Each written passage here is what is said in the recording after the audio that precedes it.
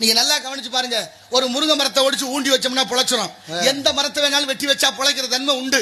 அதுக்கு ஒரு காரணம் இருக்கு. ஆனா ஆட்டு காலையோ கோழி காலையோ வெட்டி ஊண்டுங்க பொழைக்குதான்னு பார்ப்போம். இப்ப சைவ வித்தியாசம் புரியும் நினைக்கிறேன் உங்களுக்கு. சைவ அசைவ வித்தியாசம் புரியுதா? அப்ப ஆடு மாடு மனுஷனுக்கு பல்லு தட்டையா இருக்கு, நாய் நரி புலி சிங்கத்துக்கு பல்லு கூர்மையா இருக்கு. ஏன்? மாமிசத்தை உண்ணுவதற்காக. நீங்க நாய் நரி புலி சிங்கத்துக்கு கடவா பல்லு இல்ல, வியர்வை சுரப்பி இல்ல. ஆடு மாடு மனிதனுக்கு கடவா பல்லு இருக்கு, வியர்வை சுரப்பி இருக்கு. சைவத்துக்காக படைக்கப்பட்ட உடம்பு இந்த உடம்பு. வள்ளுவர் கூட 1330 குறளை எழுதி 133 அதிகாரம் வச்சு ஒரு அதிகாரம் புலால் மறுத்தல், கொல்லான் புலாலை மறுத்தானை கைகூப்பி எல்லா உயிரும் தொழும் என்று பாடுகிறாரு. கேட்கிறோமா?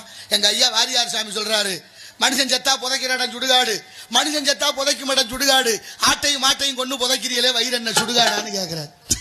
ஆமா, 40 வயதுக்கு மேல ஒண்ணு சொல்லுவாங்கல்ல, ஆணைக்கு ஒரு காலம் வந்தா பூனைக்கு ஒரு காலம் வரும். என்ன ஆணைக்கு இங்க பூனைக்கும் காலம்? ஆணைக்கும் பூனைக்கும் காலம் என்ன தெரியுமா? ஆணைனா ஆணை இல்ல, ஆ என்றால் பசு, நெய் என்றால் பசு பால்ல இருந்து கிடைக்கக்கூடிய நெய். பசு நெய் சாப்பிடுறதுக்கு ஒரு காலம் உண்டு. பூவுல இருந்து கிடைக்கக்கூடிய தேன் சாப்பிடுறதுக்கு ஒரு வயசு உண்டு. 40 வயசுக்கு கீழே நெய் சாப்பிடணும், 40 வயசுக்கு மேல தேன் சாப்பிடணும். அதுக்குதான் ஆணைக்கு ஒரு காலம் பூனைக்கு ஒரு காலம்னு. எவ்வளவு விஷயங்களை கொட்டி கிடக்கு நம்ம இலக்கியத்துல. இதை விட்டுட்டு எவனோ சொல்றான், நீ எங்கெங்கே தேடிக்கிட்டு